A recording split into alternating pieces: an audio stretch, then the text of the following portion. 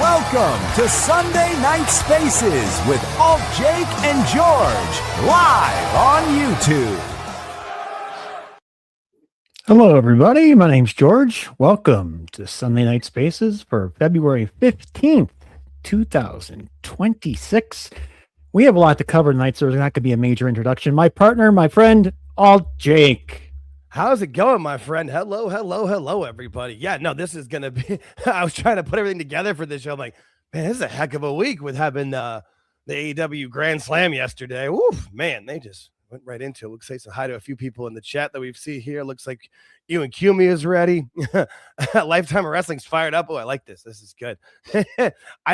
Not that I know of, Cashman. I don't know if anybody was horribly injured yet, but no injuries reported. It wasn't as bad like last year where you saw Buddy Matthews roll his ankle and it was like, oh yeah, that's a busted foot. There was a Grand Slam and didn't get any pancakes. There wasn't any good tennis references either. Oh, we got Mike Glass in the house. Kevin Pierpont. Hey, thanks for stopping by, buddy. Yeah, no, I know George is all about the hockey. So yeah. I woke up super early yesterday morning because I knew I was going to be watching Grand Slam. So I woke up early, watched all my events as they happened live. So I was all prepared for the day. That is nice instead of having like the old tape delay situation with it. It's smart how they do it though, where they put everything because they don't have to take over all of their channels. I know they have like, the NBC Universal, they've got a bunch of different channels, but just put everything on Peacock. It's similar to what they do because like the way in English soccer in the English league, there's 20 teams in the league and they usually play, like two will play on Friday and they'll have a few on Saturday, Sunday, and then some on Monday for the last game of the season in case there's like, they want collusion or whatever to make sure people stay up with it. They make all 10 teams play at the same time. And NBC used to have to try to figure out like, all right, we're going to put a game on Bravo and, whatever other channel. Now it's just like, they're all on Peacock. Pick which game you want. Nobody cares. I noticed that. I'm not a huge soccer guy, but when I turn it on in the morning when I wake up, it's like, okay, there's 5 games. Yeah. No, it is nice. Well, now I know what Jake's doing with. Okay. Yeah. I will say they were smart with it too. They went with the old, like, the first year or two, everything was free for everybody on NBC Sports Network or whatever. But the moment they got Peacock, it was like, all right, now you got to pay for it. Yeah. We hooked all of you guys and now you got to pay for it. And then I feel bad for the bars. They got to pay like out the wazoo. Oh yeah. Right. Yeah. What sucks is they base it on capacity of your bar, right? Like how they can have, that works. I would think like if you're on the East Coast and a game is played at noon or like, let's say like 2:00 local time in London, that's like 10 a.m. for you in New York. Okay. You're probably going to get a lot of people, but for the West Coast, that's like 6, 7 a.m. They're going to get a decent amount, but they're not filling their bar every single weekend and basing it solely on capacity. Also, too, what if it's like a bar that's got like a back restaurant area that like they close off, but nope, it counts. So they got to get their money though. They always got to get their money. But. Hey, I told you, I think it was Saturday. Yeah. Texted you and I was like, something that's funny is Peacock NBC for all these preliminary games for hockey. Like you had a bunch of stuff. The USA and Canada was a little different because they were getting the top notch announced guys. Right. From ESPN and stuff and wherever they're getting from. But the preliminary games, like, France versus, Italy, you had the soccer guys calling the game for hockey. I picked up on it quick because they were calling the game a match. I'm not even sure if there would so much be soccer guys. It's just probably people they had in over there because they also cover because NBC also does rugby and like everything else. Yeah, and it's just like whatever in this because it's over in Europe. So they're like, who can we get to physically be there? And you also kind of nailed it that it's the preliminary stuff because they got to cover all these games early on, and then by like 3 or 4 days later, it's down to like 7 teams, 6 teams, and you only need 2 announcers or 3 announce crews after that. They were doing a 1-man and 1-woman booth. The one man booth for the preliminary, and the women had 1 woman commentator. There's not much more than 1 person. That's I am sorry for what I'm about to say. I do not like a woman calling a hockey game. I don't like it. If it's female hockey, whatever, it's fine. Yeah, my problem is anybody covering a 1-person game because they don't like with soccer. That'll happen when there's like European tournaments or whatever, and there's like 30, 40 teams in those tournaments. There's only so many people you can have. Yeah, I know. I always feel so bad for that 1-person announcer trying to call the game because they do their best, but like announcing. There's nobody to bounce off. Exactly. Of, You're like pitching it to like, hey, that was a great thing that I saw, and we're gonna keep going over here. I just feel bad for that, because that's a tough call. And not everybody's what was it? Vin Scully. He used to be able to do it on his own because he, started doing that way. That's tough, man. That's tough. Yeah, it's hard watching some of these early women. I like the women games, like Italy versus Japan. It's not a game no one cares about, but I'm watching it. So, and announcer, the mainstream, nobody cares about it, but those countries and those families, those people that are into it, I mean, that's their whole lives. Like, I've never been a big Olympics guy. I'm not a big fan of, I'm not a big watcher of it, but I respect the hell. And same with like the tournaments for any sport with it, whether it's soccer or like rugby, I know, or what's cricket, they do a big tournaments for it. I'm not into all that stuff, but good for them, man. That's their livelihood. Good. I don't mind, good. I'm never going to understand all those rules and the fun, but I respect it. And sometimes, hey, you got to watch something. I'd rather watch sports. I'm all over it, dude. From the time I wake up to the time I go to bed, I'm all Winter Olympics only. Summer, I used to be a supervisor in like a customer service call center for a couple of years, and that we had a DirecTV TV setup, and that was the rules. If there was sports on, we were putting it on TV. Sure. We would watch because you was DirecTV and satellite. You didn't know what we were going to be watching, like third tier Caribbean side, whatever, dude. I don't care. Aussie rules football. Let's go. Some of that stuff is insane. Aussie rules football is like rules football is like if you took rugby and American football and like they had a baby, but like dropped it on its head. Yeah, exactly. None. You got a helmet in quotation marks. And like they're technically like stitched into the jerseys. There's like shoulder pads, but just the same with the quotation marks. Like, yeah, they're there, bud. I don't know. I got nothing with it. Yeah, anyway, as far as I know, everybody's okay. I mean, I guess we'll get started with. We're gonna start with AEW Grand Slam because George actually watched the whole thing. Took notes. I put it on, like I watched it, but I was also I watched it today when I was getting stuff ready for the show, like building the studio and getting pictures, and I kept looking up and just being like, what? So I actually listened to more of it, and more of my notes are on how bad Tony Schiavone was at this show. Yeah, but he was the one thing I did not like. He was awful. But the one good thing was, and we got a Tony going live. Hey, before we get to Tony, I have a question before we start, and then when we're done, I have a follow-up end question. Before we start, if we're being generous, we're gonna give them 10,000 people for the weekend, and that's generous. Yeah. Is it worth 3 nights at a hotel, the airfare, getting all your people over there, all the equipment, everything? God, no. Right? No, God, think about that for a minute. No, you said it so long ago, but like, what is like their net gonna be, and it's not gonna be a gain, it's gonna be a net loss, and just how much of that is it gonna be? And the only reason Tony's doing this is because he can say he's doing this, and because WWE had such a success with Rhea Ripley in Australia, because she's like literally the biggest female star probably ever in the history of the business, and one of the biggest stars, period, in the business right now. So she was gonna, and I think he thinks that Tony Storm is on that level, or maybe Kyle Fletcher, or like he's got a bunch of Aussies, so he's got good intentions, but intentions don't pay the bills, bruh. And this was. I can't imagine what this cost was, because from what I saw, that you said 10,000 was generous. The number I saw, and I saw it from Air Gold, retweeted it. It was like under 8,000. It was 7,000 and change. I don't remember. Well, I bought the 2 nights combined. Okay. I said when I texted you last arenas too. Yeah, when I texted you last night, I guessed between 4,000 and 5,000. Yeah, and that's for Saturday night, and then for the other one, I'm giving them the benefit. I'm just picking numbers, make it easy. And that wouldn't be so bad if it was the same arena and you didn't have to have a crew set it up, take it down, reset it up. And that's where I'm going.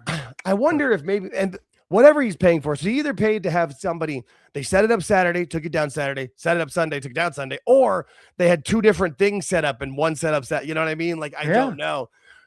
Maybe that's where they had the small ring, was they set that one up in the it's in Brisbane. I was thinking about it, even at $100 a ticket, if you have 10,000 people, that's $1 million. Yeah. I mean, but they weren't $100. They were giving shit away. Yeah.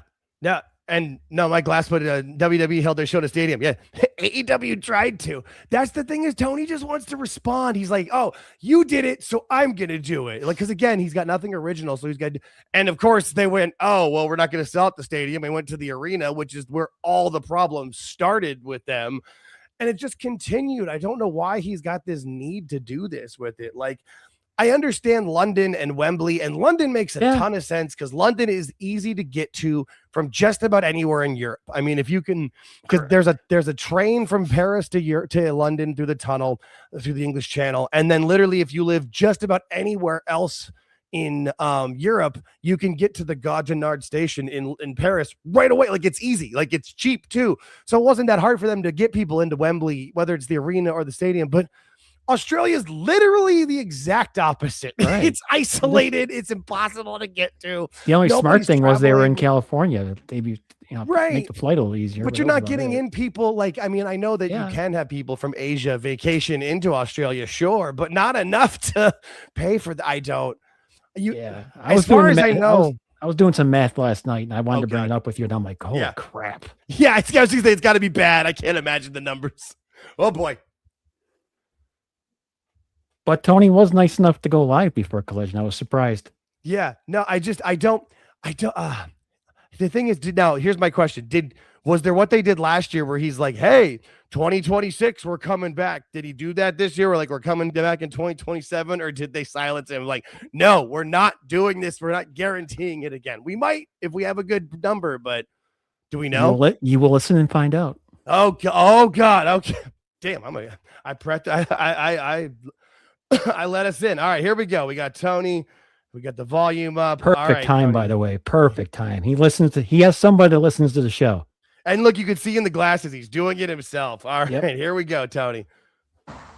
Hey, it's great to see you all. Happy Valentine's Day. I hope you're having a great weekend. And moments from now, AEW Grand Slam Australia begins. Okay, so this is where he went live literally. I mean, for him, it would have been the 15th because it's 16 hours ahead of time for the crowd in America to watch. Okay. And then again, it was perfect timing too, because it was 5 minutes to start. Oh yeah. And then here's the difference. I'm still surprised why he didn't stay on the AEW channel. 13,000 views here. It was 150,000 views on the other one, but all right, here we go. And he's got the Jaguars jacket too. I just noticed that. 8 p.m. Eastern, 7 p.m. Central. On TNT tonight and on HBO Max. Sydney's such a beautiful city. We're having a great weekend here. You don't want to miss this show. It's going to be absolutely a fantastic wrestling show. Fantastic. And it starts minutes from now. And I just wanted to let you know, you don't want to miss this one. It should be a fantastic. That's all you're giving. I forgot. I keep forgetting too that like previously on this show, it was after the NBA stuff, but TNT doesn't have that anymore, so they could just air. They were going right live at 8. I forgot about that because I knew I was watching it on HBO Max this morning. I knew I was watching it later, but fantastic event. We're having a great run of AEW events. Great run. Always and fantastic. Coming off a great 2025, and so far 2026 has been an awesome year for AEW. And I hope you're all having an amazing Valentine's Day. I just wanted to let you all know first. Yeah, all the wrestling fans and AEW fans specifically that are celebrating Valentine's Day. Yes, which accounts about 1 to 2% of everyone. First of all, Sydney is a beautiful place. We're going to have a great weekend here in Australia. Also, it'll be kind of fun after Grand Slam. We'll be having AEW House Rules tonight in Brisbane, Australia. I'm excited for that. We know that John Moxley and Marina Shafir. Wait, he's promoting the house show in his live right now? Yeah, but he said tonight because he's on. Right, no, I know. He's that. Ahead. Yeah. But no one's going to watch the house show. Like, no, it's not. No. We'll be teaming up against Timeless Tony Storm and Orange Cassidy, but there's so many questions going into this event. Will John Moxley still be the Continental Champion? Will there be another person without hair in that match? Who will be the TNT Champion? Who will be the AEW World Champion? The AEW Women's World Tag Get back Team on the Champion? Collision, Tony. Going into Revolution, the top contender for the championship is at stake with Andrade El Idolo and Hangman Page. There's so much exciting wrestling on tonight's show. So much to look forward to. It's going to be an awesome event, and it starts just minutes from now. Minutes. That's at least the third time he said minutes. Artie's right. At least he went back to talking about I was afraid he was going to give results away by promoting the matches. Right? I thought that's where he was going. I'm like, oh shit. Like, I mean, it's the internet world and people could avoid spoilers, but you know, it wasn't 8 p.m. Eastern, 7 p.m. Central. And again, after the show is over, you can follow us here on AEW social media, and we'll be having but you're on your some account. Updates coming out of AEW Grand Slam Australia. But also, I'm very excited about going back and being in a different time zone, doing something I like to watch when I'm back in the US. We'll be on late at night. You'll get the post-match promos. I like to watch New Japan Wrestling late at night and see the post-match. Jesus. God, I was gonna say good things about him coming up too, but God dang it, kid, come on. That's right. When I'm in bed at night, 3 a.m, I'm watching New Japan Wrestling. Poor girlfriend. This poor girlfriend. Do we have to? No, but you have to watch this Tanahashi match from 19. Happy Valentine's, honey. Here's your chocolate. Here's your roses. I'm gonna go watch New Japan. Wow. Here's your tiramisu. I'm watching New Japan. Match interviews and follow the events, and we'll be giving updates from House Rules tonight. And I can't wait. It'll be a really fun weekend here in Australia. And it all gets kicked off on TNT moments from now, 8 p.m. Eastern, 7 p.m. Central. You can watch it on TNT, or you can stream it on HBO Max. Thank you for watching Grand Slam Australia tonight. And thank you all supporting AEW. This past year has been phenomenal. Thanks to you. We had a great Grand Slam here last year in Brisbane, and now being back here in Australia. I'm excited about tonight's show in Sydney. And then heading to Brisbane, going back for House Rules. Some big updates coming out of Grand Slam. I thought he was going for time. Stay tuned to AEW social media, and I'll check back in with you later tonight. Thank you all for supporting AEW. And definitely you don't want to miss AEW Grand Slam Australia moments from right now. Thank you very much. Oh, that smile. Oh, that's bad. Oh, God. Did he do something maybe on the AEW account afterward? No. I don't know. All right. Oh my God. At least he wrapped it up quickly enough. Like 3 minutes 16 is perfect. But I watch New Japan later. Dude, that was something, man. I heard that and I started crying. I'm like, oh my God. Oh, Tony. Oh man, that one was of all of it. Like that's where he can't help himself. Like the thing is, he thinks there's other people that are so like, and yes, there's a couple. Technically, they're exactly. Like technically, legally, yes, there are, and it's just a couple. Nobody loves. I'm a giant wrestling fan. I'm not watching New Japan late at night just because oh my God, Tony, that one hurt my feelings. That was sad. That's But that's that's our Tony. That happened. That happened. Well, I mean, I guess we might as well get into Grand Slam then. They started off with this one, which was surprising to me that they started off with Moxley and Takeshita, but maybe Moxley was just like, get me out of here, get this. He stuck around for the whole show though. He was in a bunch of stuff. Maybe Takeshita was like, all right, then I'm close enough to home. Let me go back to Japan for a couple of days and see my family. And they did have a decent crowd. Now, obviously, they packed them all into the one side because I told you right off the bat, they jammed them all down. Yeah, and I saw I was trying to avoid at least certain spoilers of it to a point, just because I was gonna try to watch it with it, but I saw tons of them online when I went up. But the first thing I saw was people saying how they got seat upgrades with it because they were upper section on the non-hard cap and they got moved over to it, which I mean is not surprising, but it's just typical. And again, why are you doing this? If there was they packed the lower bowl looked good. I'll give them that. Yeah, no, and they were able to shoot those parts of it, and at least they did at the full-size ring. Like that was the first thing everybody was gonna notice. I mean, there was the full-size ring, the ring posts weren't bent in, nobody's ankles got rolled. Yeah, no, that looked good. This match, though, I mean, to start off, knew it was a 20-minute time limit, so that you knew it was going to go 20 minutes. So right off the bat, I was like, okay, we had 20 minutes to go, so we're good. Right, because the Continental title is supposed to have those, no one interferes. They can do it for these ones. And I mean, I didn't think it was going to go for a 20-minute draw until as I'm watching it, I guess you're probably right though. Because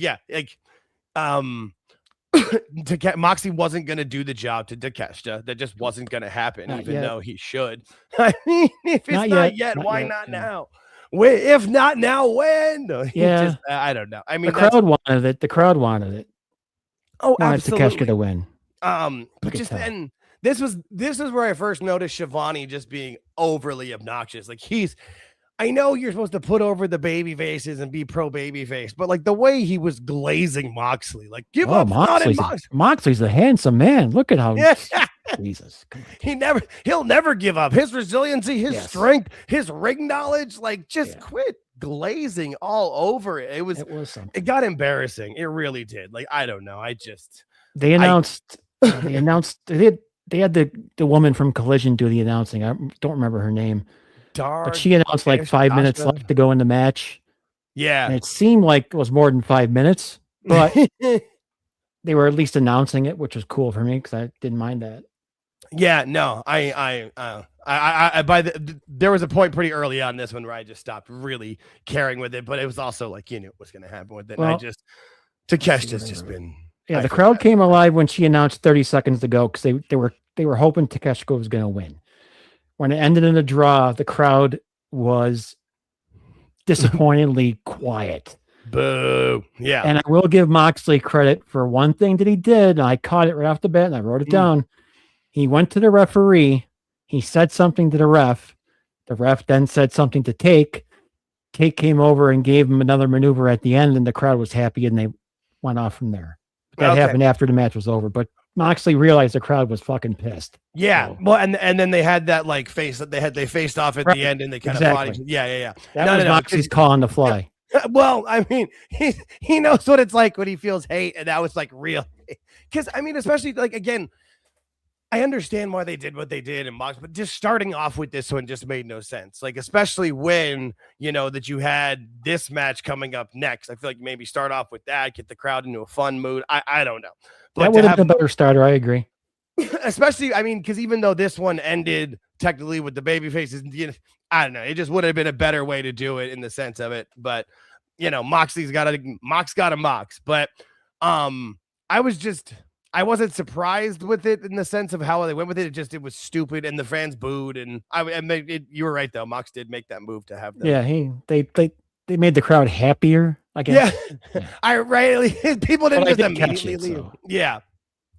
But then they went into the first Australian in the show, which I mean, this does make sense if you've got Aussies on your roster to feature them on this show. I just still don't feel like there was that much of a demand, as well, from what we understand, they're not even on Australian television anymore, unless it's like Triller or Fight TV or however, or people with VPNs and HBO Max. Oh, they said ESPN Australia and they were doing interviews with, and Fox Australia. I don't know. But they're not on any of those stations.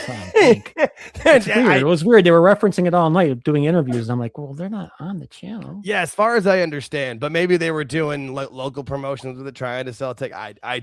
Again, none of this makes any sense to me with it, but at least Harley and Willow retained. I mean, they kind of had to in this situation with it, but especially after they won the other team won the eliminator match. Yeah. Yes. And this match wasn't, it was pretty quick. They didn't go too long. Like, they understand Harley's limits with it. But then apparently this is Lena Cross, who I've heard the name, but I don't know who but from Australia. She's an Australian wrestler. Right. And apparently she's been signed. I've seen the All Elite graphic, and she's joining Tekla and her group here, Penelope Ford and Megabad, which, okay, great.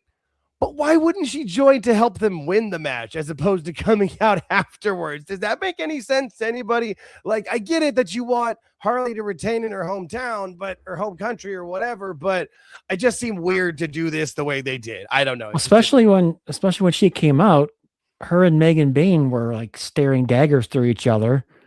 And then Penelope Ford comes over and makes it okay. So there's already animosity going on. Yeah. Okay. She just joined. She just popped in and joined. Now there's and there's already dissension. Yeah, it was it was Everybody, weird. It was weird. Everybody starts at strike 1 or strike 2 in this company. Nothing ever gets to build. And then I was kind of surprised how mediocre the crowd was for this match. They really, I mean, it's just the way it's been built, and I mean, they love Harley to a point. But, yeah. I mean, who also cares? Also beyond that. So, also apparently Right. there was some shenanigans at the House Rules show where Megabad pinned the Babes of Wrath. So we'll see what happens there if they talk about it. And then also the other news that I saw coming out of it was the Iconics showed up and are now or the Inspiration or whatever are now all elite. So more Aussies joining. So I didn't realize they'd left TNA. I didn't realize, but a secret. Wow, look at that. Right. But that scares me though, because while those girls can be funny and they have certain moments, I feel like that's because they have people telling them, hey, don't do too, because in TNA, I feel like they were able to do too much and they weren't as funny, but we'll see. When I was looking for AEW, because they don't upload pictures when they're internationally traveling, apparently. I couldn't find any pictures on their site. So I was searching the hashtag AEW Grand Slam, and this came up. So I at least wanted to bring it up and mention it and laugh, because I haven't seen it posted anywhere else or that it's a storyline. So I'll be curious to what they do with it. At least the Iconics give the women's division a name. Yeah, they are an established tag team. They are. I just find it funny that, like, because what is it? Cassie Ray, I think her name was she's married to Sean Spears, and they were so close to like getting back in the same company, and now she's over there. And they can't be called the Inspiration either because TNA owns that. So I wonder with TNA if they're allowed. I'm betting they're allowed to use that with it because of the way. I don't think TNA was able to have the same deals that WWE did, but we'll see. I don't know. I'll be interested to see how that goes though. What I wasn't interested in was this match. I know people think that these guys are great wrestlers and it's, great wrestling, but Hangman just doesn't do shit for me. And Andrade, Hangman did nothing for the crowd, dude. He came out and the crowd was like, okay. I was shocked how dead the crowd was. Yeah, because I was going to be dead for it because I didn't care. And I knew I didn't care, but I thought the AEW sickos love these guys. I mean, from what the internet tells me, these guys are amazing and the sickos love them. But from what I hear, maybe not so much. Yeah, I wrote down very little crowd reaction for Hangman. Yeah. I mean, I was surprised by that. I really was. Also, I was surprised by Tony not learning his lesson. Like maybe she's not an OF model or whatever with it, but I mean, I don't trust it. She looked what are you doing why is he doubling down on this? Even if she's just like an actress or a model that you paid and there isn't any cord in her past or whatever, like don't remind people of what you did before. I don't know. This was dumb, right? Like this was just dumb. It was obvious. I mean, remember when they showed the person, right? You're like, that's not an Australian. Well, like look at her and look at the guy next to her in the Bruv jersey. Like clearly that's not like the person she's with. She's either planned by herself or he's like secure. Like it was just the whole thing was just stupid. And they did make one little mistake here in the filming department that I wrote down. No, they did a quick shot and you had to catch it real quick. When they went to the floor, the camera panned over to the hard cam side for like a half a second. Nobody there. I didn't see that. I saw real fast, dude. I saw fan cam shots of different things where I noticed that the crowd like that, but they were definitely like fan pictures. I didn't see anything from AEW, but it doesn't surprise me. I'm glad it was only a half second for them because we've seen before that they've done like crap. Mm-hmm. But Hangman wins, like obviously. How did he win? Kicked Andrade in the balls. Oh, I did kick him. I was gonna say, I was like the buckshot. He did well. I mean, he's such a baby face. He's kind of exactly. But I mean, because Don Callis tried to get involved too. So yeah. No, you're right. He did kick him in the nuts. Yep. That's right. I forgot about that. He did. You dastardly bastards. But I mean, who is excited? And so here's the thing. They finally give themselves some time to build to a pay-per-view. The pay-per-view for Revolution isn't until March 15th. Yeah, a month from now. That's a lot of time to build a story. Yeah. And it's Hangman with MJF. Like you can't build on this. This is where Kenny Omega would have been. Yeah, perfect. I agree. Totally agree. 100%. Right? Like, why was it not Kenny? I mean, not that I'm the biggest fan of Kenny, but I feel like there's more to be told there. There's more you can do. Especially with what he's been saying in his promos. Right. He's been saying he wants the championship one last time. Yeah. And like, what's the point? I that's all I got is I don't understand. I don't know. I kept thinking that while I was watching this match with Andrade and Hangman, like, why is it not? Well, first I was thinking, why is it not Hangman and Omega in this match? Like, that would have made more sense. Then you get Omega in front of the Aussie crowd. Like, that's great. But then as I'm thinking more, I'm like, wait, why is it not Omega and Hangman with Omega going over? Like, that was my notes. I didn't take a lot of notes, but that's one of the big ones I wrote down. It's like, Omega should have went over. Yeah, we talked about it when he lost last week. Yeah. Why? You didn't make it. And I mean, like, okay, you're setting him up with Swerve, but okay, I don't really get it. I'm confused. The promos have been consistent for the last 3 or since he came back. Yeah. And he wants to get in there to championship scene, friend or foe. I don't care. I'm going to go after it. All right. Perfect. Yeah. And he loses. Yeah. Right. Exactly. And then what are we doing? I can't. I try. And then my brain goes. And speaking of my brain going, this had the most notes of the group. I mean, and this was what went mostly viral because of the moment with Wheeler and Tony. But I mean, this match, I mean, this is literally for the sickos. This is not for anybody who loves wrestling. This is for people. We'll mix tornado tag. They said nothing. No rules. Yeah, well, of course not. And loser of the fall gets their head shaved.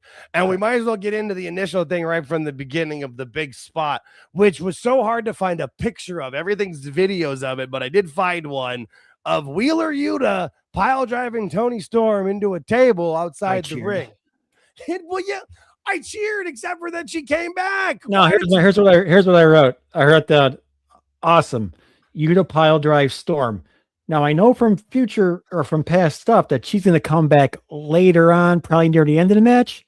She came back from the next commercial break. Right, like right away. Like she was like wow. And like maybe this could have given her the amnesia again or something, but no, just we're going right back for it, right?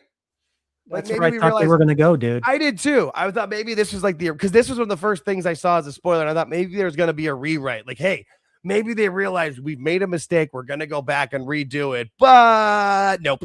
We just have that. We have them doing. That was a good pile driver too, dude. It was really nice. It was nicely done. Yuta executed it perfectly. They took her off. I'm like, perfect. Yeah, no, and she took it well. It was safe, but it looked. It was safe, but it looked bad. No, it was But and then minutes later, as Tony Khan would say, back from the commercial, you've got women giving submissions to the men, which Marina and Orange Cassidy, I buy the hell out of that. That's she fine. kicked my ass, dude. Oh God, yes, absolutely. But Tony and you, I mean, like especially Tony after the pile driver, this was just stupid stuff. Like your comedy spot of the show. Yeah, but you knew, like I said. You kind of know in the back of your mind from wrestling past that the person that gets carted off is probably going to come back at the end. Yeah, it's when they're supposed to. Right, and save their partner.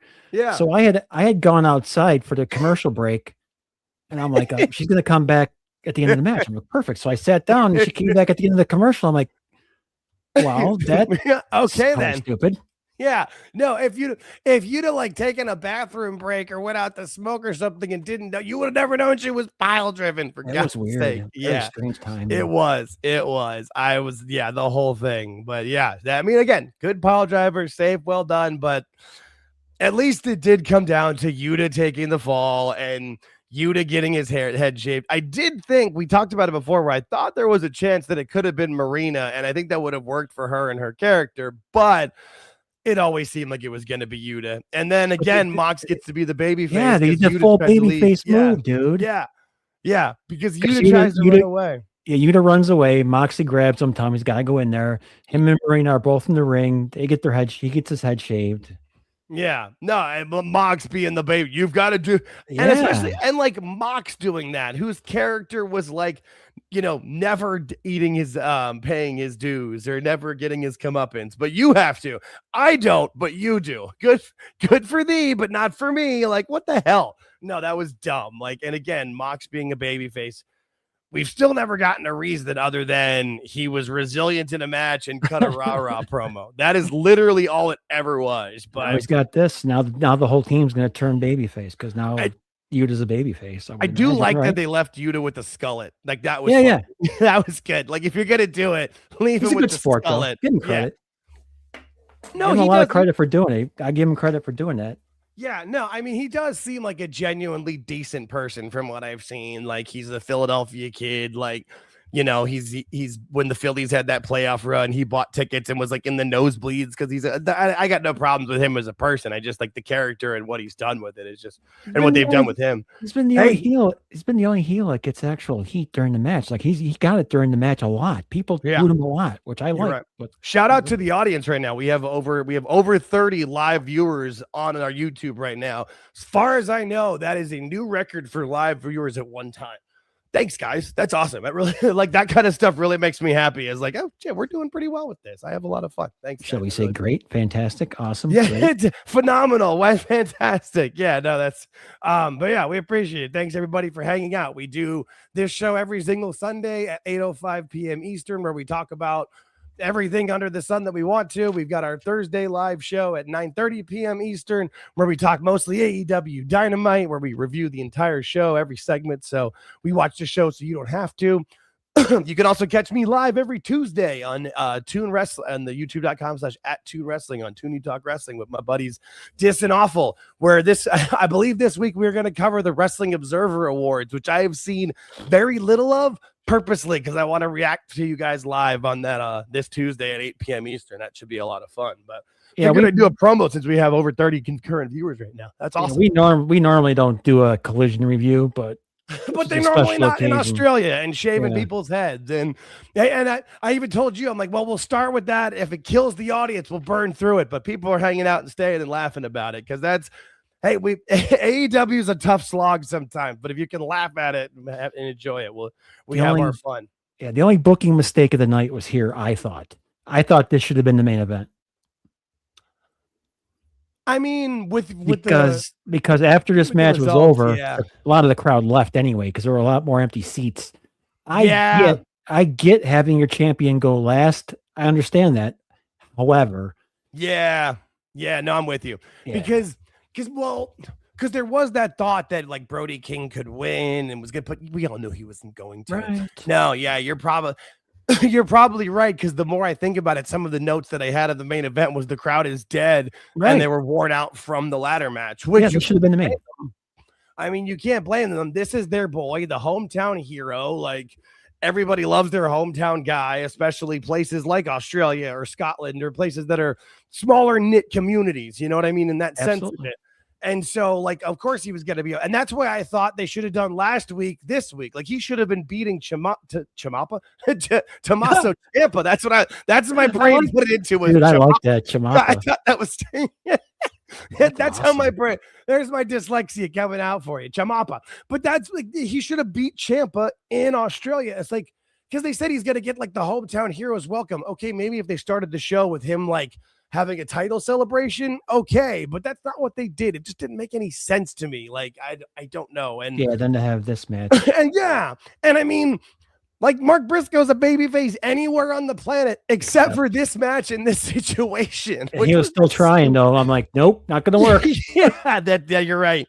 At one point, I think he did figure it out and started like being kind of a heel and just being like treating Kyle like a young boy to a bit. No, but it was fine. It was fun. It was a ladder match in AEW, so it was going to be Briscoe's nuts, out of control. Yeah, they're nuts, dude. Briscoe's insane. Like where's the shot? Oh yeah, this one here. This picture here was making the rounds. Just Jesus. This is the brain buster off the ladder.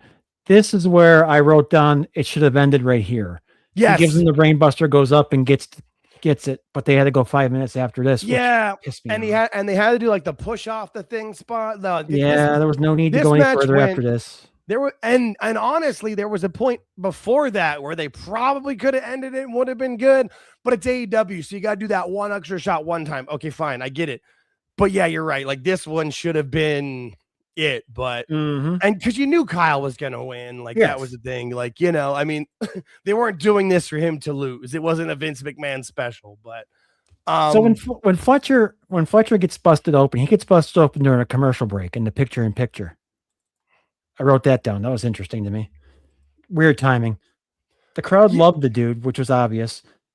Gets busted open picture-in-picture. Yeah, no, you're right. You're Yeah. you're right. But one thing that Fletcher did that I've always complained about, that he actually did the opposite of what I complained about. He got on top of the ladder to do the moonsault off the back and hit him when Briscoe was on the floor. Fletcher actually looked back to make sure he was there first. Yeah. I wrote it down. I go, no one does that. Thank you. Right. Yeah. Right. Every time Hangman does that, it drives me insane. Yeah. Never looks. There's nothing cool about that. Like, it doesn't make you cool to do that. Like, just a quick little glance, because you don't want to die. And like, there's been times where guys have had to like move to run to catch Hangman. Like, that's if he doesn't look, that's his own damn fault. Yeah. Fletcher took a peek, look, make sure he was there, then jump. Oh, you're right. I wrote down, I started, as a matter of fact. I'm like, wow, good for him. Yeah, no, and that's again where we think that he's got a lot of talent, and AEW has done better for him than most of the young talents. So they're just still, there's too many things. He does too many stupid risks in matches, and I don't want to see him. I don't want to see him having the same surgery Ospreay has to have, in 5 years or whatever. Absolutely correct. Absolutely. That's, like I want to love Will Ospreay. He seems like the nicest guy, but stop doing stupid shit all the time. I don't want you to break your neck, man. Yeah, the crowd reaction when he won, the crowd went berserk. Yeah, it was a great reaction. That's when I wrote down right afterwards. Like, oh, this should have been the main event. Yep. And yes, it would have made it obvious if this was the main event, but it happened anyway. So who cares? You know what I mean? Like, because it's not about being obvious in this situation. It's about keeping the audience in the arena and keeping them up. They would have enjoyed the MJF Brody stuff. They would have liked the Hangman stuff at the end with it. But you would have had this be the main event. No, I didn't even think about that, but you're absolutely right. Like 1000%. That didn't cross my mind. But when I was watching the main event, I kept thinking, man, the crowd is dead. Like at the beginning of the match, before it even starts, MJF's music hits and he starts to come out, and Shivani goes, that reaction you're hearing is for the world champion. And that reaction was, yeah, and they showed the crowd, and there were a lot more red seats open than there was before. So yeah, silent. Like Shivani pointing, that reaction you're hearing is for like.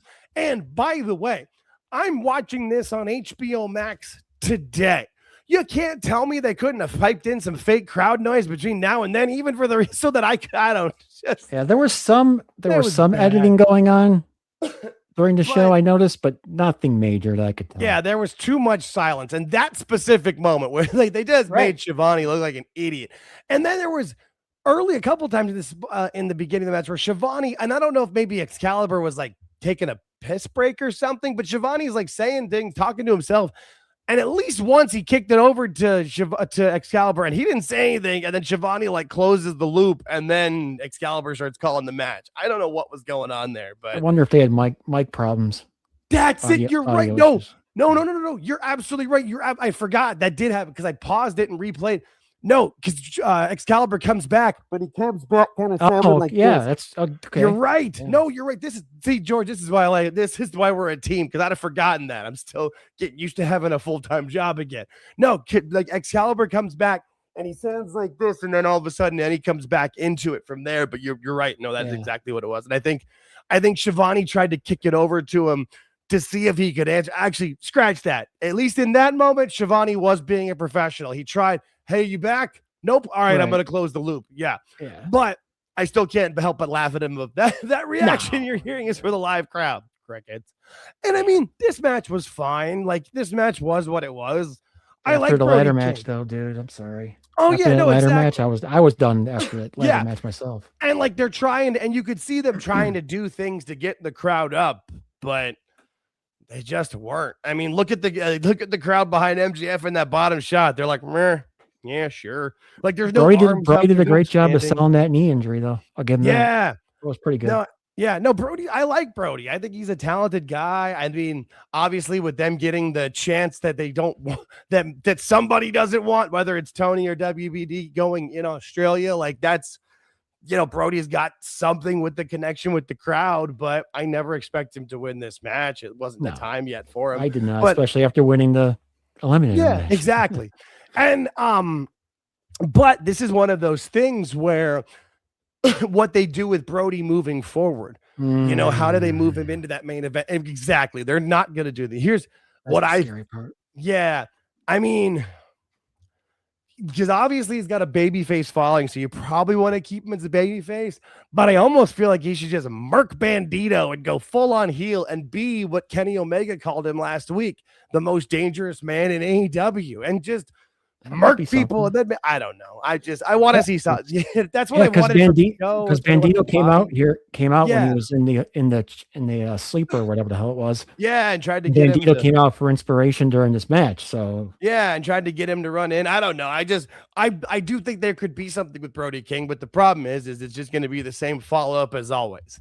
And we know that. Even who was it I saw tweet? Oh, John Alba put out a tweet that like, win or lose, Brody King's going to have his Wardlow moment coming soon. I'm like, that's not a good thing. Is that? No. Right. Wardlow had that awesome moment where he beat MJF at Double or Nothing. And then he fought, was it Mark Sterling and like the security guards.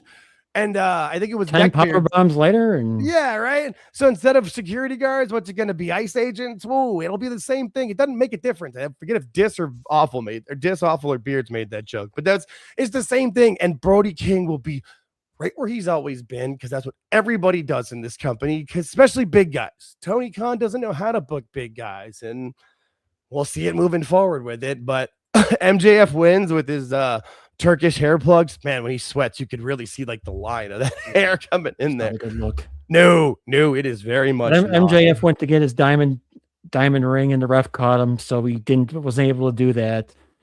Brody King put him in the Gonzo bomb, which is a freaking awesome maneuver. Yeah, MJF kicked out of that, of course, and then he hit his heat seeker. That was the problem with finish for me. After the Gonzo bomb, he popped out. And then he hit the heat seeker, and then he won the match. It was just flat. It was a very flat finish. Well, because normally he goes into the Fujiwara armbar and people tap out, and Brody, I don't think would have looked good tapping. I don't know this. And again, I feel like this wasn't the main event. We wouldn't have been focused on it. We'd just be like, all right, he won, moving on, because the ladder match would have been the focus. You nailed that, George. That's damn. That's because even too like. Hangman coming out and like signing the contract and making MJF flinch. Like, it's a cool moment, but it's not end the show cool moment. No, it's like a wet fart. Yeah. Right. Yeah. No, it really was. And yeah, exactly. No, that's it. You're dead right about it. And that's who's that excited about Revolution. I mean, that's the match for Revolution. Like, I'm just not that excited. No. Oh, Andrade, Wardlow does exist, but I forget if he tore his ACL or his Achilles. He tore something big, and so he'll be gone for a while again.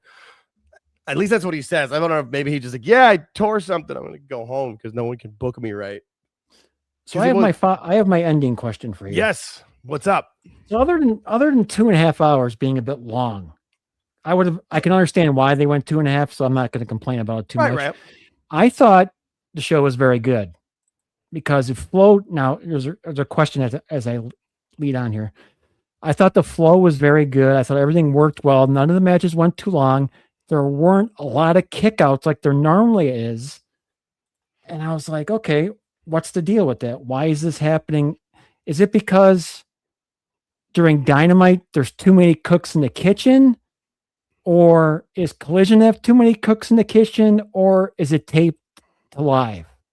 Like, because this show was good to me. I didn't have no complaints because it flowed right along. There was nothing during the match. There was some shit that, obviously. I will say the first match went too long, but they were always going to do that with it. Like that match didn't 20 minutes. You knew it. Yeah. I mean, I think part of it might actually be that it was taped. Like maybe there was more. Maybe that's why I didn't have time to edit out the sound because they edited a few things there. Maybe the show was closer to 3 hours live. I'm not sure. Because it ended right on the dot.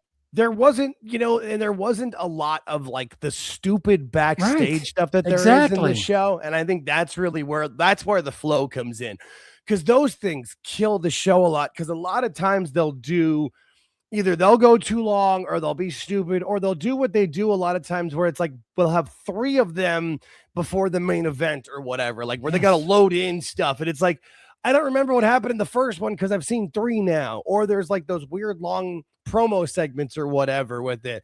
Like there was a couple of them last night, but it were only really, most of them was like, Tekla and Statlander after the match, and that wasn't as bad. And they were edited too. So I think the editing's probably a good amount of it. And maybe when they're traveling, Tony Khan isn't as micromanagey or as hands-on, because I just assume that Tony's in on the editing processes normally. So maybe there wasn't of it. I'm not sure, but it definitely weird. It was so weird. It was so weird to me the way it went. Cause like you said, there wasn't a lot of clutter. Yeah. There weren't at the most better. You had at the most you had 3 kickouts, 2 counts at the most, 3, maybe 4 during one match. That's never happened. Right. One was a ladder match, so that helped because you didn't have it with that one. And they didn't have really much or at any in the was the mixed tag fiasco that really did. But there was the Moxley one, was they had a bunch of like those weird 1 counts they were doing. No, I don't think that was weird. Aside from that match, though, you're right. And the flow, I think a lot of it comes down to they didn't have, it's kind of like how they booked the pay-per-views, because the pay-per-views usually flow well. The problem is you just get tired. Usually after about hour 3.5, you're like, okay, dude, uncle, I want to go to bed. But they only had 2.5 hours here, so you didn't have that part of it. No, it was spot on, right to the minute. Like I noticed, I watched it in a vacuum. I totally just watched it in a vacuum and took everything I knew out and just watched the show and concentrated on making my critique of that. I had nothing wrong with the show. I mean, there were some stupid moments, obviously, which we covered, but the show went by pretty quick. I mean, I know you didn't agree with me, but that's fine. Yeah, I mean that's the fun of it. That's enjoyable. Exactly. But overall, I think that comes down to they were just booking the match, and maybe that's what they should just do normally with it, because I feel like they try to do stories because they want to be that type of wrestling company, and they like, even though that's not who they are, you know what I mean? I feel like they do the stories because they feel like they need to, but I mean, if you're gonna be quote unquote we're the best wrestle, just do wrestling. Stories can come out of the match. Yeah, I mean, have the match and the stories come out naturally. It's not like you're gonna do great wrestling storyline angles that are gonna bring in the WWE audience. So maybe you're right. I don't know. I mean, that's not you're not wrong. For me, I wouldn't say that I thought it was a good. I mean, it wasn't a great. It was fine. I didn't fast forward too much. I enjoyed most of enough of it. It just almost every time, why? Yeah, he said this match should have ended here. Should have ended there. There were a couple of those too. Yeah, but I mean, how many times did we say it on Thursday? Oh God, no, it definitely was not nearly as painful as most Dynamites that are 2 hours, and this was 2.5. But yeah, no, that's a good point. I understand. I understand it's a one-off thing. I get it. Oh yeah, no, for sure. And that's they did, but it was also, do you remember when they did the Grand Slam Mexico show? I feel like we had the same kind of conversation where so. Right? And it was the same thing where they just did the matches, got through them, and just my biggest complaints of the show was that, like I said, the ladder match should have been the Ciampa match from last week. That would have made so much more sense for Fletcher to win it there, because you knew the crowd was going to react to him within that. And then why was it Andrade and not Omega? Those two things, I think, would have made it, in my opinion, probably a great show, because it would have made sense and been cool, and the stories would have been good. But yeah, you know what? I would agree with that, because I would have liked to have seen Fletcher win the championship in his hometown. That would have been cool. Yeah, really sorry, I just happened to look over the chat. Yeah, Mike. Yeah, this did happen, LK. At one point, I forget what I checked on Grok, but Grok was like, the Alt-Jake account, which is most likely Jake Hager. Wait, what? I promise you guys, I'm not Jake Hager. I'm not going to make that promise. I know who he really is. Well, I mean, if I did, that'd be impressive that I got rid of the lisp so fast that he had.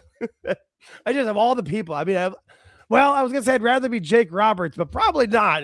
So,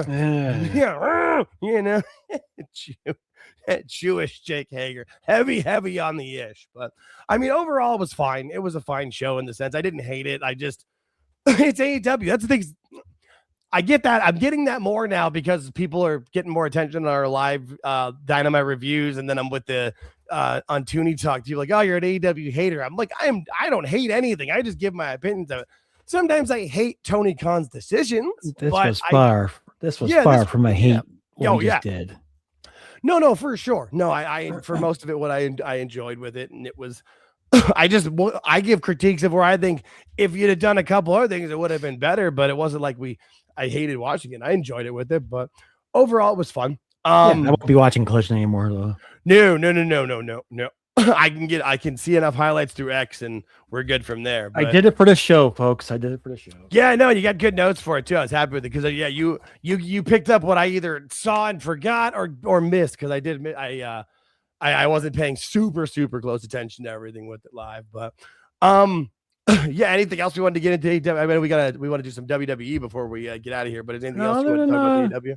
The Iconics news was relatively shocking to me. But. Yeah, that was kind of weird. I mean, I know they did that to do that there in Australia, but I was just surprised that it was done at all with that way. It wasn't done on Grand Slam for at least on TV, even if they just ran a backstage segment.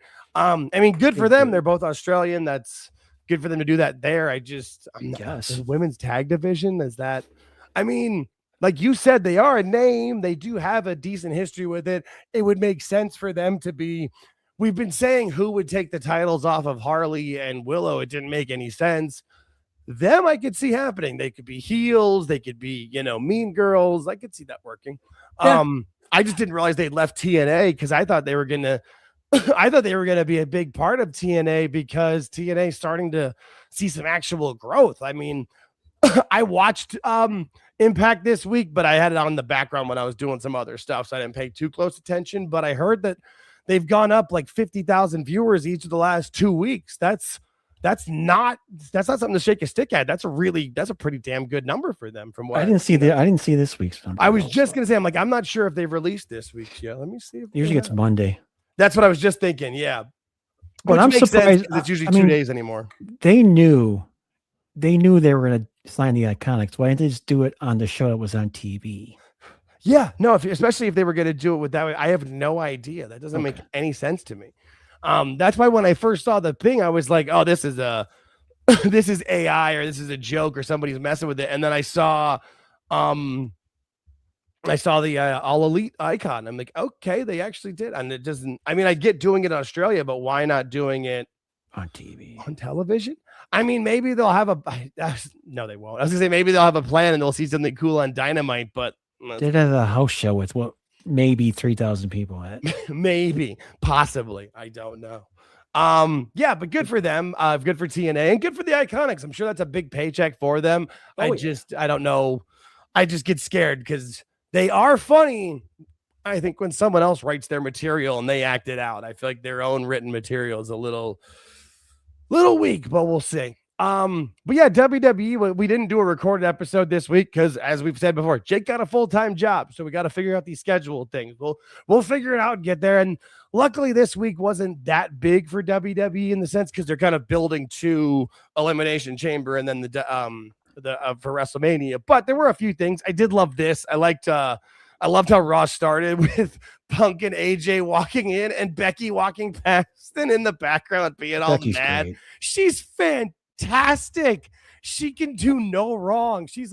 I just find it so funny because I feel like, remember, and again, this is mostly under Vince, but like the big time Bex that she did is that heel character was horrible and just terrible. And I was like, man, she can't do this heel stuff. And then we have this and it's like, no, she's incredible at this. This is that difference where I'm saying when the Iconics need somebody to write their stuff for them. Becky needs to have input in her writing. Maybe not right. I don't think she's writing all of it, but she's got more input. And it's fantastic. This promo segment with the two of them, this was good stuff. This was just two professionals having a great promo exchange back and forth. Yeah, this was the female version of CM Punk and Roman. Yeah, that's a good way of putting it. Yeah, and they set up for Elimination Chamber. Now I'm kind of surprised that it's Elimination Chamber and not WrestleMania, but maybe something will happen at Elimination Chamber. But then I said that, and then I realized Elimination Chamber is in Chicago, so that kind of worked, right? Which is why what happens with Punk later happens with it.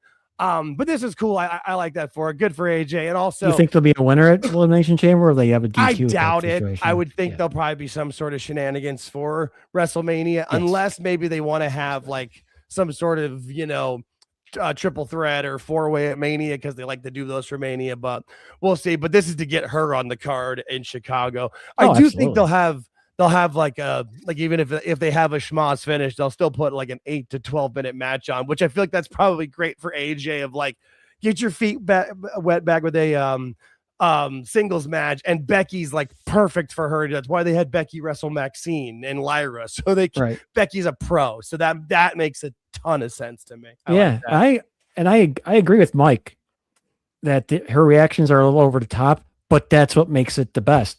I was gonna say that's her character. That's what makes her the heel that she is. Her dumb, his over the top reactions are so stupid. They're perfect. Right, exactly. If everybody was doing it, it wouldn't work. But her within it, I that's agree. The secret. That's the secret. Yeah, no, and she's just enough over the top where it's working and not too far with it. But I'll be interested to see what they do with that. But I feel like it's great for AJ to get back in there with a real seasoned professional. Yeah, it'll be a good match. Yeah, I also was a big fan of this segment too of Stephanie speaking Spanish and Dom being like, no, I don't know. No, that's not what you said. What'd you say? No, I didn't hear nothing. This stuff's great. And I like that Liv, like it was good. We said it last week with Roman making the decision of, hey, I'm challenging Punk. Like you don't need both Rumble winners. Oh, who are they going to pick? Well, but you need one of them doing it. And Liv is great with it because she's doing it as such a little bitch heel. But I really enjoyed this segment. And I speak enough Spanish to know mostly what was being said. And it was funny. That was good. I think the lack of material on Liv Shorts gets less and less every week. Hey, I mean, she was when she tried out for WWE, she was working at a Hooters. So it wasn't like she doesn't seem like one for many clothes, and it works for her. That's fine. And then we got the other segment that was really great on Raw was this one. Punk and Balor. And again, Punk's got to wrestle at a PLE in Chicago. Like, duh. Yes.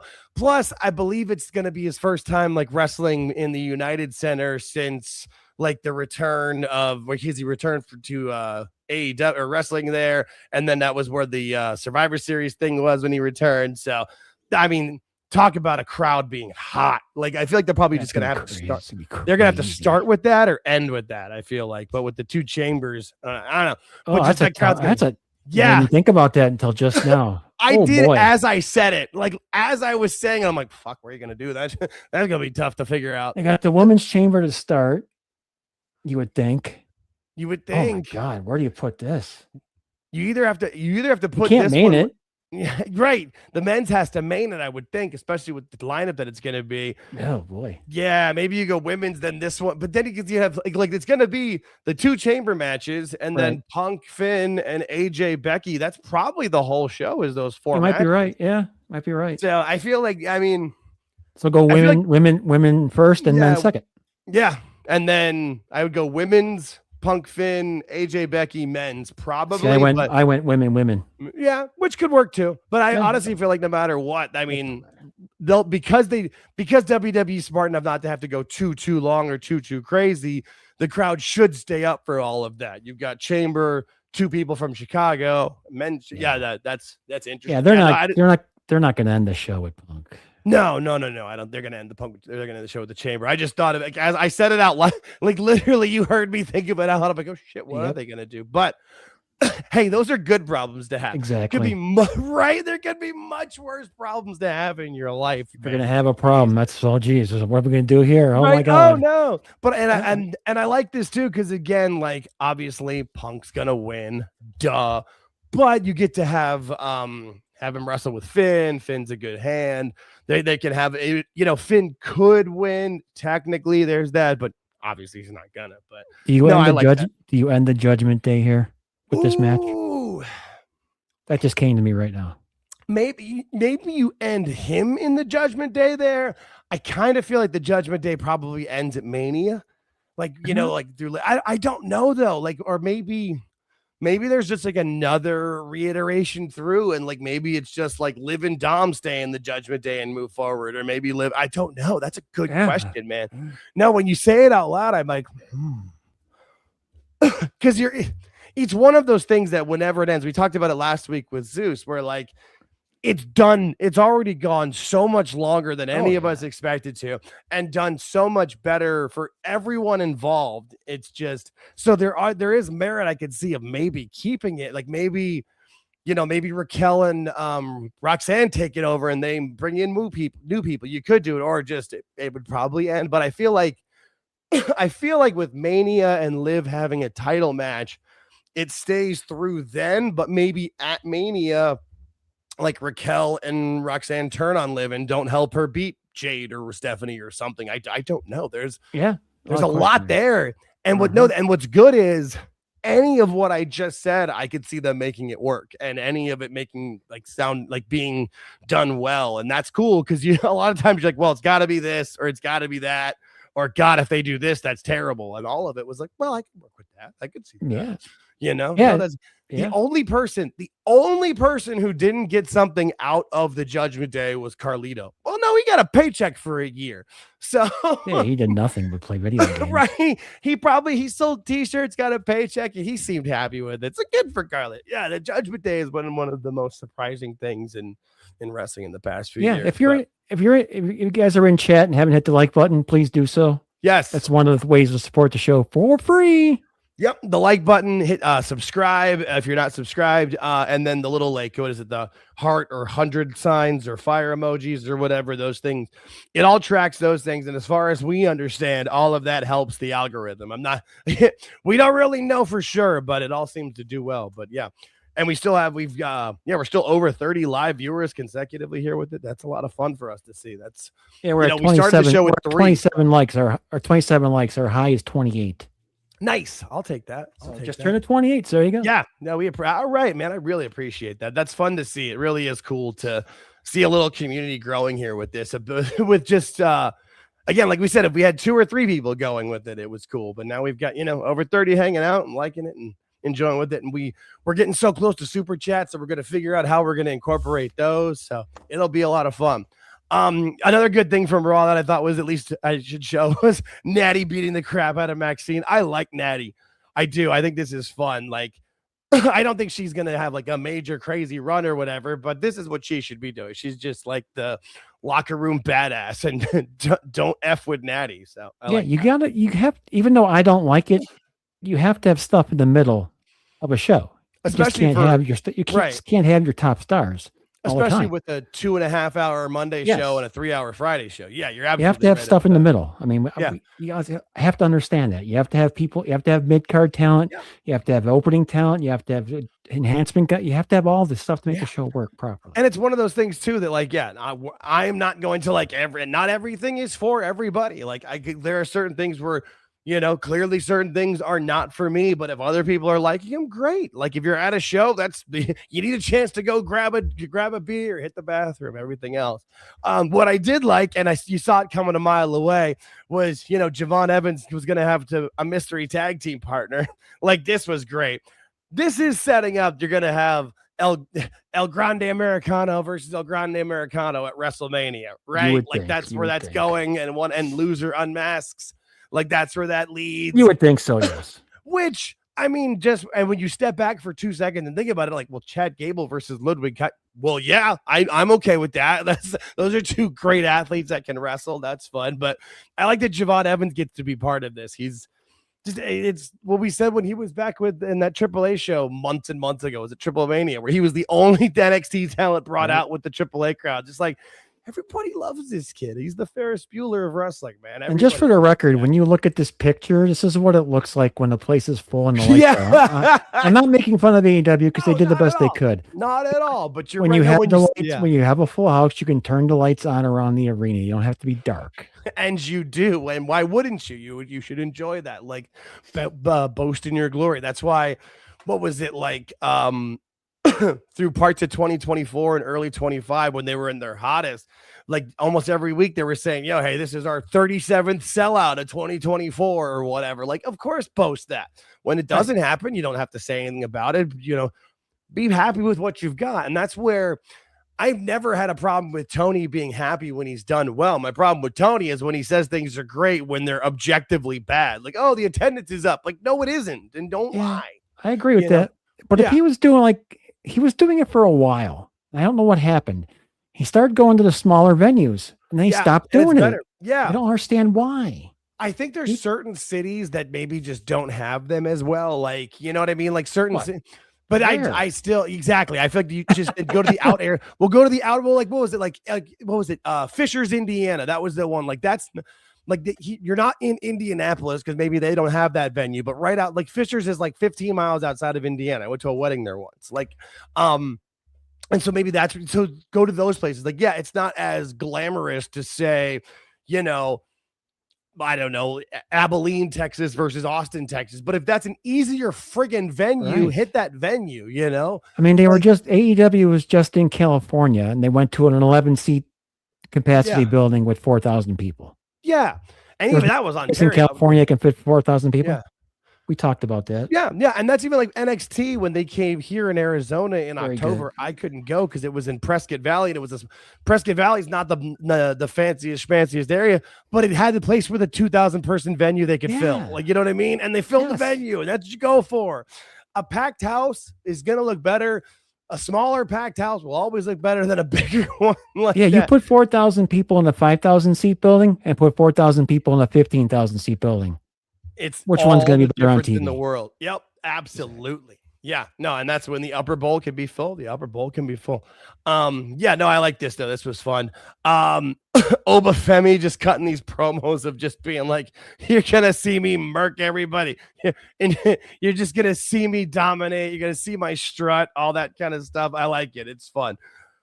I still like that we don't know exactly where he's going to sign, but I feel like it's coming sooner than later. Maybe he signs. The crowd picked up on him quick, didn't they? Yeah. I mean, it's hard not to. We picked up on him quick watching NXT. There's just certain people that have that that physical charisma and with him, it's just like you look at him and you're just like, you know, if you could build a wrestler in a lab, like, you know, what is it like the old creator wrestlers in video games? Like, I'm sure a lot of people created a wrestler like Obafemi. Like, yeah, it's pretty much He's the guy.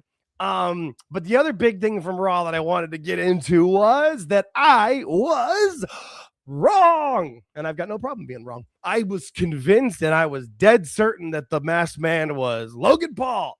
It could have been. And then he came out and attacked some. And I just mean, even though I thought it was the storyline, it still could have been Logan in Riyadh. That I still think it probably was him physically that day at the Rumble, but that's not where it's going to be with the character, and that's fine. But I just wanted to bring that up with it because it's cool. Because who is it? Like there were like everybody's ideas. Like, you know, was it LA Knight? Well, no. Was it Logan Paul? No. There was people were saying it was Adam Pearce. All of them were out there when the masked man was out there with it, which chef's kiss. Like, that's what you want to do. You want people to have that intrigue with it. And it's not something they've done where he hasn't been out there every week. I think this is only like the second time we've seen him, and it was perfect. When do you think they're going to give a reveal to us? Probably the Elimination Chamber. I think maybe he either helps somebody win or prevents somebody from winning and then reveals then, unless they really are saying that it's been Seth this whole time and they're making sure he's cleared first. I don't know. I really don't know what the angle is.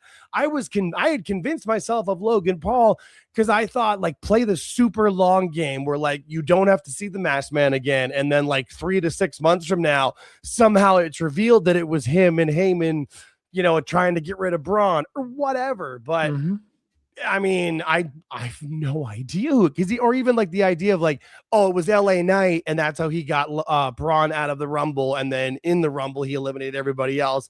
That's how he got his revenge. Great. There's also the other side of it that with Breaker having the hernia now, and we don't know how long he's going to be out, maybe they did have to shift gears and change plans with it too. Like, that's probably right. You know, right? Because even if it was gonna be Logan for my way of it, that would involve Braun. But I think the probable idea was that they wanted to be Seth and have Seth come back for the Mania match versus Braun. But, you know, if Braun's not going to be held, if Braun can't do it, maybe they shift somewhere else. This is just super intriguing because I have no freaking idea, which I like. I like not having an idea. Yes. I would rather, right? Yeah. I would rather not know, or like, you know, certain times like, oh, it's got to be this person. Like, all right, great. But I'd rather be, I have no idea. And that's fun. I like to call out when I'm wrong on this show, because I feel like a lot of people in the space that we are operating in, they've got to be right. And if they're wrong, they're just like, well, then it's stupid. This is dumb. I wasn't right. And it's just not me. And I think it's fun. But I feel WWE creative is much better. Like when somebody, and it's not nice, but when somebody either gets hurt or planned something happens, I think they're better when they react. Yeah, off something that wasn't planned. Yeah, they're better at shifting gears. Travis Banks, it was Jake was the mask man. No, I time copped it at the Royal Rumble. I was here and Riyadh at the same time.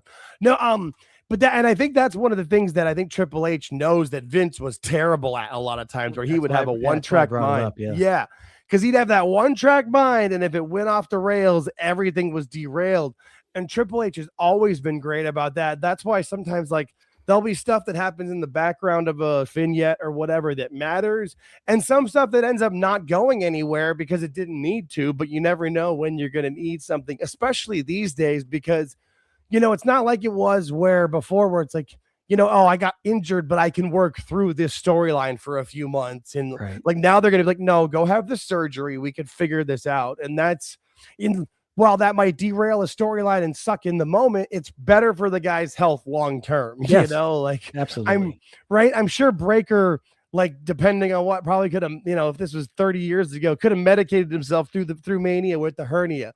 It's better not to, my friend. So no, I just thought that was cool, and I enjoyed that. Yeah, I've noticed that, like, when something gets thrown off in the storylines, they just make pivot. A move, and they pivot perfectly. It's and you're like, okay, well, we've got to figure out what to do, and then because they've done so well at planting other storylines and other stuff with it, they can make it fill in and work with it, which is awesome. There wasn't a ton on NXT this week because NXT's in like they're in the rebuilding phase. They're kind of like in the start of a season with it. But what I do think it's cool that they're setting themselves up to have this as a feud for them, which is a great feud. Joe Hendry versus Ricky Saints. Like, that's great. You know, these are both guys that do have that star power ability. People know their names. They can be your main event scene. Stand and deliver. Yeah, that's what I think. I don't think that's what I meant to check. Thank you. I literally had a Google up, but I didn't remember what I was going to Google. Are there any other NXT PLEs before that? Okay, then. Well, then there we go. Then yes, that's got to be stand and deliver. I thought there was a. I thought maybe there was another one. No, I don't think there is. Okay, I really don't. I was right for a change. All right.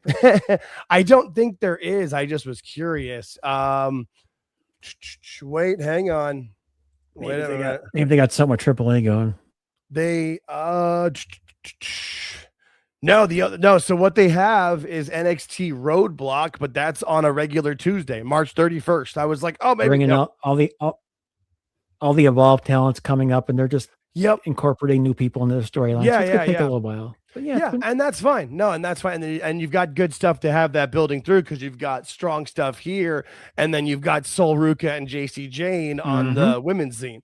It's perfect. No, you know, they've got strong main event scenes, and then you got to build up other people. But, you know, I was enjoying watching NXT. Like, the Vandy Project is a bunch, they're goofy and like douchebaggy guys, but you want to see them get their ass kicked. So it makes sense. And then you've got all these other giants with Keanu Carver and Shiloh Hill and Jasper Troy.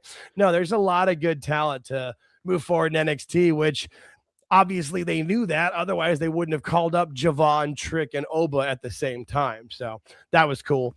And that's like, think about that for a minute. That's like, you're a baseball team, and you just take your AAA team, and you take their their best pitcher, their best outfielder, and their best shortstop. You just took, and now the AAA team's like, oh God, what do we do? Right. Yeah. No. And they were getting ready for the AAA playoffs. And you're like, ah, shit. Yeah. And they were all cut up. Yeah. And it's going to take them a minute to readjust. But as we've talked about before, but they've got a great coaching staff. Sean knows what he's doing. And that's why, you know, it's not like a lot of these folks that have come up from Evolve, you know, their transition, maybe the first 2 or 3 times is a little rough, but like the Vandy Project hit the ground running because they had been featured on Evolve for so long. Maybe not many people are watching that, but if you're being filmed for Evolve and wrestling there, you don't think about only 2,000 people are watching it. You're being the important people are watching it. Sean and Hunter are watching it, and that's what friggin' matters, right? Yeah, you're on I'm TV. gonna give you something for Tuesday when you go to TTW. Yeah, because the best booker of the year in the Observer Awards was Tony Khan. Oh God. I'm going to spoil that for you, but you could have guessed that regardless. No, I knew. Yeah, I saw. I make a huge for HBK. How is Sean not ever in this discussion? I don't know. I really don't. Because think about what he has to deal with on a weekly basis and what goes on in that. You know what I mean? Yeah, and working with talent that doesn't know. Yeah, so and good. Working with kids essentially. He's like Mike Krzyzewski, man, just making college kids work and do well and make into a system. It's awesome. No, that's a good comparison, right? I thought so. I felt really good about that when I said it because basketball is the sport where they change so much and frequently, and being able to do it. Comparison. Yeah, no, and it's awesome, and that's I've been saying it for a year doing this show. NXT is not the best show on television, but it's the most fun. And it's the most fun for me to watch you seeing people grow and figuring it out and becoming successful with it. Yeah, you can hate the program and you can hate the guy that's running it. Like he has a bad reputation from the old days. Big fucking deal. What he deals with, what he's got to book every week, and how things change as a booker. Take a look at what he does objectively. Yeah. No, this is a good one. Brian Alvarez and Dave just crap all over NXT with it. And that's the thing about Sean too, is and he'll admit it, he was a douchebag in the 90s. People can't change. I'm not saying that somebody from a year or two ago. I'm not the same guy I was in 19. Right. I always think about that. I laugh about it's Triple H said it when CM Punk first came back. If we were both the same guys we were 10 years ago, we've wasted 10 years of our life. Right. That's who you're supposed to evolve and grow as a person. And, and it's not like Sean hides it. He admits his mistakes, and that's fine with it. And he's so good, dude. He's so good. Oh, it's great. And you can tell from when you see people interviewed with him, what he gives to them, because he's got the pedigree where I've not only have I done this, but when he coaches you and teaches you, you want to learn. And it sounds like when you're successful, he praises you with it. And then if you fail, he doesn't just berate you and make you feel like crap. It's okay, that didn't work, but here's why. We're going to get better and you improve. Yeah, 100%. No, it's fun to watch. Speaking of growth, we're at 30 likes, so there you go. Nice. Hell yeah. Thanks, everybody. We appreciate that. Yeah, we were up over 30. We had 34 live viewers at one point. It was the highest I saw on YouTube, which is awesome. SmackDown wasn't too much, but they, still had, Liv having the interaction with Jade too, so that Liv could pick anybody. I assume she'll probably pick someone at the Elimination Chamber, but this was tough for people because no one knew it was on Sci-Fi. Yeah, they said it with it, but they said it, but no. People were like, "Oh, no SmackDown tonight," right? Like, oh my God. Yeah, it's the Olympics, guys. It wasn't that hard. I do think that where SmackDown gets a little bit hurt that their replay isn't on Peacock or whatever with it, but whatever. The only really big thing I thought was the triple threat match was fun. Mostly just wanted to cover that Drew is stronger than people realize. Man, he got Jacob up for that power bomb, dude. Yeah, he helped him a little bit, but not a lot. Right. Yeah, no, he helped him a bit, but it's not like Jacob's pulling up on his arms right there in this shot with it. But I mean, it was a fun SmackDown with it, but it's mostly, right now you're just getting people into the chamber match. It's going to be interesting. It's called building up. Yeah. Well, you got to have people qualify for the chamber, and then you've got the interesting storyline of with Charlotte and Alexa. Are they going to break up for the chamber? Whatever with it. Cody has to get into the chamber, obviously. Cody, Randy, LA Knight are the three men so far. What's it? Is it Charlotte, Liv, or Charlotte, Alexa, and Rhea, I think, are the women so far. But you got 6 in each of them, so it'll be fun. I'm excited for those. The Elimination Chamber is one of those few times that I actually enjoy a multi-man match because not everybody's in at the same time. You've got the pods and the eliminations and that sort of stuff. It makes it fun. And at least now it's not as heavy as it used to be where they've got That's what I was going to ask you. Do you agree with the people that want to go back to the old style? God, no. I've seen one of those live, dude. I went to SummerSlam 2003, which had the second ever elimination chamber with it was Goldberg and Triple H the last two. Triple H wins it, and Goldberg kicked the glass and cut his leg. No, and I remember that him cutting his leg was bad, but we were close enough to where one of the sides where when they got landed on that grate on the outside. Oh, that noise. Like you could, and like the marks on their backs, you could see. I mean, I was in like, we had great seats because it was 2003 where you know, 6th row tickets weren't that expensive back then. We saved up for a while. And me and 2 buddies went. It was like some of the most fun I've ever had. But no, it's one of those things where you're just like, and I mean, I know there's some people that like that kind of stuff. I don't know why. I don't understand the conversation. I really don't. I don't either. That's like people that, you know, like, yes, the TNA 6-sided ring did have some fun looks with it, and there were some interesting things.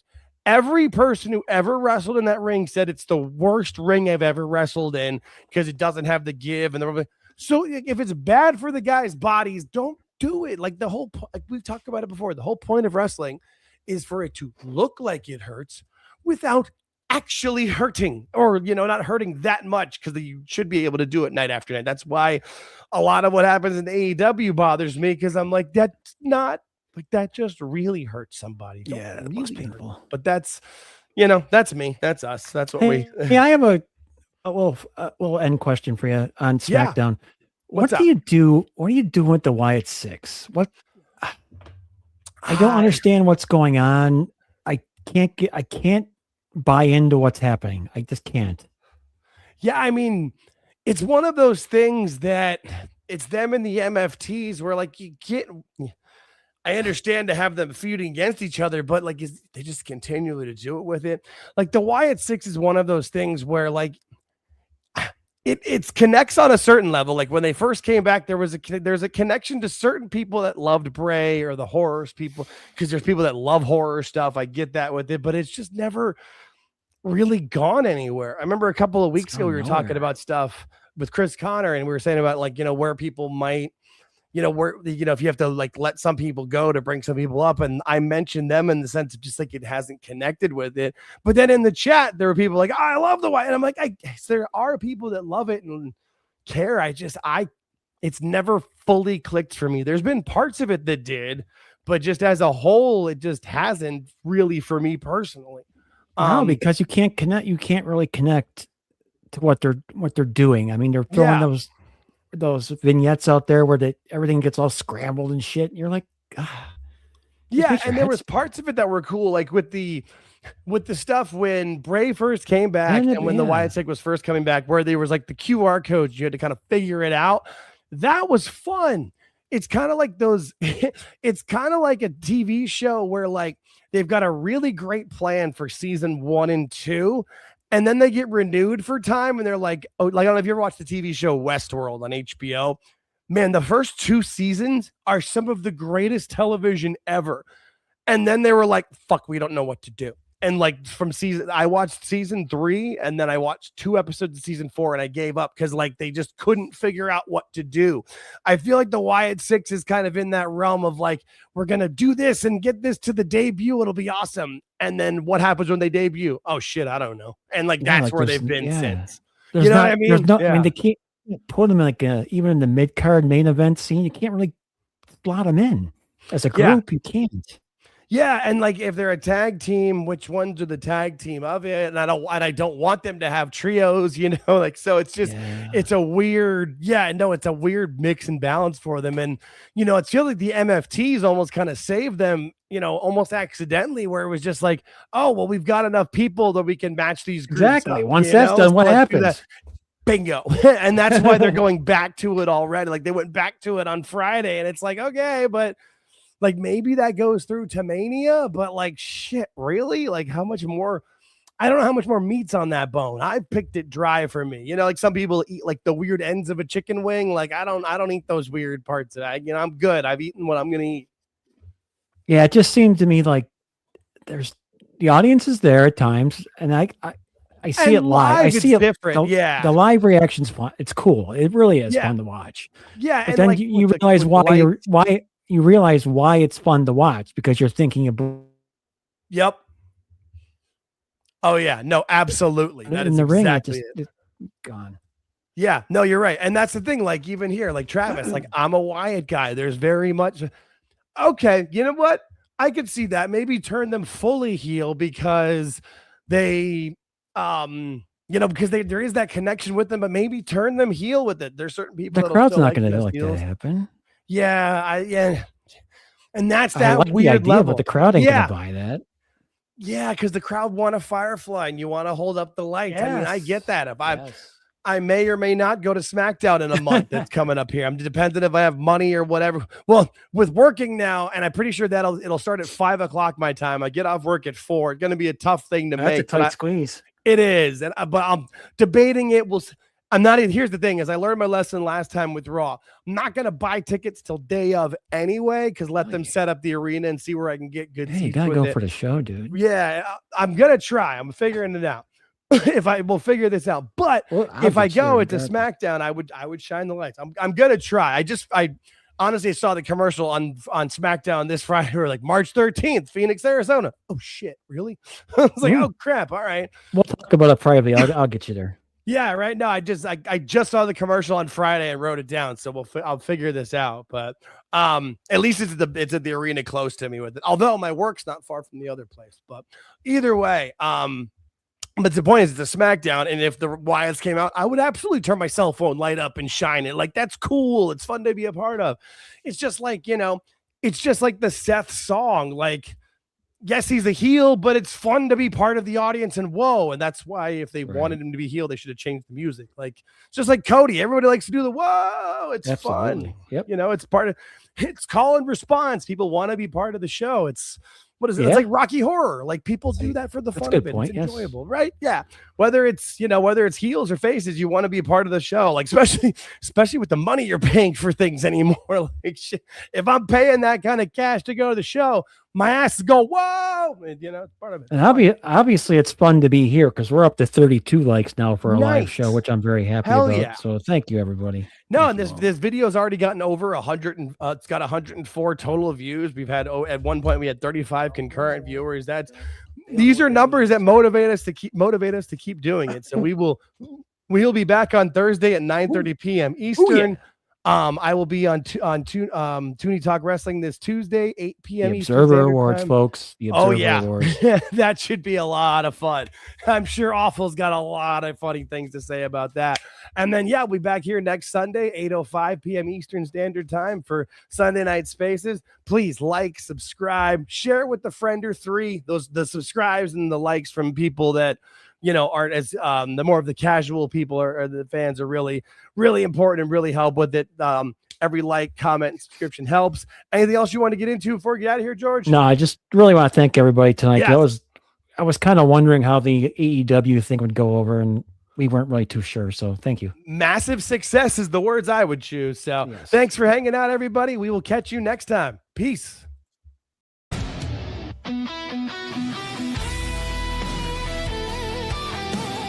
We appreciate you making it to the end of the video.